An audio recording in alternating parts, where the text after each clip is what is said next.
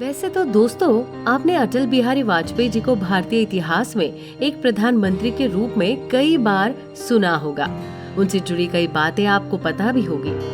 लेकिन अटल जी एक अच्छे नेता होने के साथ साथ एक अच्छे पत्रकार और कवि भी रहे थे। उन्होंने कई बार भारतीय सदन के अंदर भी कविताओं के जरिए पक्ष और विपक्ष के नेताओं का दिल जीत लिया था। कवित्व का गुण उनको विरासत में उनके पिता से मिला था।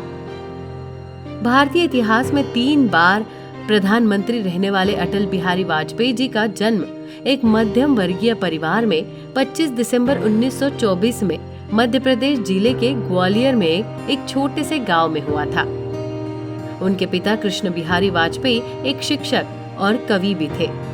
उनकी माता का नाम कृष्णा देवी वाजपेयी और उनके 7 भाई बहन भी थे, जिनके नाम हम आपको आगे बताएंगे। वाजपेयी जी ने अपनी हाई स्कूल की शिक्षा सरस्वती शिक्षा मंदिर गोरखी बाड़ा विद्यालय से प्राप्त की। इसके बाद उन्होंने स्नातक की शिक्षा लक्ष्मीबाई कॉलेज से पूरी की और विधि स्नातक की डिग्री उन्होंने कानपुर में स्थित डीएवी कॉलेज से अर्थशास्त्र विषय में ली। अटल जी छात्र जीवन से ही राजनैतिक तथ्यों से संबंधित वाद विवाद में हिस्सा लेना पसंद करते थे और वे हमेशा ऐसी प्रतियोगिताओं में भाग लेते रहते थे।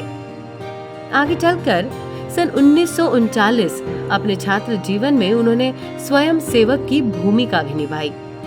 उन्होंने हिंदू न्यूज़पेपर में संपादक का काम भी किया। आपको बता दें कि वाजपेयी जी ने कभी शादी नहीं की। उन्होंने 2 बच्चियों को गोद लिया था, जो बीएन कॉल की बेटियां नमिता और नंदिता थी। आजादी की लड़ाई में अनेक नेताओं के साथ मिलकर वो लड़े। फिर हमारे देश के लिए अत्यंत दुख भरा दिन रहा जब 16 अगस्त 2018 को दिल्ली के एम्स अस्पताल में उन्होंने आखिरी सांस ली। ये दिन हमारे देश के सभी देशवासियों के लिए अत्यंत क्षति वाला दिन था। हमारे देश ने एक महान राजनेता को खो दिया था। आज भी अटल जी द्वारा दिए गए भाषण, लिखी गई किताबें, कविताओं और प्रधानमंत्री के तौर पर किए गए कामों आदि द्वारा उन्हें सम्मान के साथ याद किया जाता है। सन 1942 में अटल बिहारी वाजपेयी जी ने अपने राजनीतिक जीवन के सफर शुरू किया था। जैसा कि आप सभी को पता होगा, उस समय भारत छोड़ो आंदोलन जोर शोर से चल रहा था और इसी दौरान उनके भाई को इस आंदोलन में गिरफ्तार कर लिया गया था। इनके भाई को 23 दिनों के लिए जेल कारावास में रहना पड़ा था। उसके बाद उन्हें रिहा कर दिया गया। उसी समय उनकी मुलाकात श्यामा प्रसाद मुखर्जी से हुई और उनके आग्रह करने पर उन्होंने भारतीय जनसंघ पार्टी को ज्वाइन कर लिया। भारतीय जनसंघ पार्टी का गठन सन 1991 में हुआ था। इसके बाद सन 1957 में जनसंघ पार्टी द्वारा अटल बिहारी वाजपेयी जी को अपने उम्मीदवार के तौर पर उत्तर प्रदेश जिले के बलरामपुर लोकसभा सीट से इलेक्शन के लिए टिकट दी गई और अटल जी ने लोकसभा चुनाव में अपनी पहली जीत दर्ज की। इसके बाद उनकी उपलब्धि को देखते हुए उन्हें पार्टी का अध्यक्ष बनाया गया।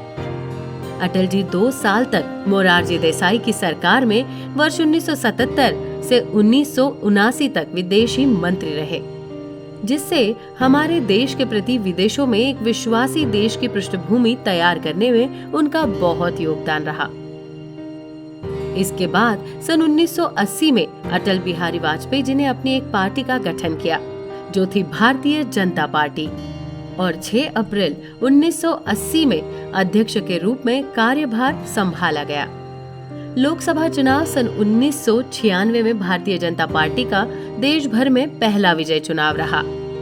इस चुनाव से बीजेपी ने देश में पहली बार अपनी सरकार को स्थापित किया और मात्र 13 दिनों के लिए 6 मई से 21 जून 1996 तक देश के 10वें प्रधानमंत्री के रूप में अटल जी ने शपथ ली।